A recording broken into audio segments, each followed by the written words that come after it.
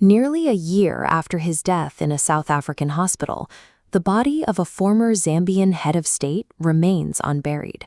Former President Edgar Lungu died in June 2025. Since then, his family's private mourning has become a high-stakes legal battle with the current government. Late Wednesday, the government attempted to seize the remains from South Africa for a state funeral. A court in Pretoria immediately blocked the move, citing the Zambian government for contempt. A hard deadline is now in place.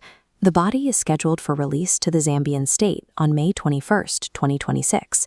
This legal deadlock has left a national leader in a funeral home for 10 months as the country approaches its next election.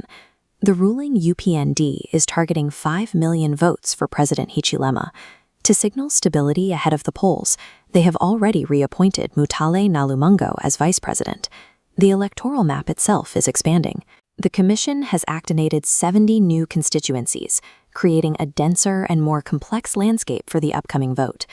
International observers are arriving to monitor the democratic process, but the focus for many voters is shifting toward the performance of the economy. The government is highlighting structural wins, including a $710 million redevelopment to restart the Luanshya copper mine after it sat idle for 2 decades. Macroeconomic data supports this optimism. Inflation is holding at 7.1%, and youth unemployment has dropped from over 18% in 2021 to 14.2% today. However, maintaining these gains created a significant fiscal burden. To shield citizens from rising costs, the government suspended fuel taxes, costing the Treasury 4 billion kwacha.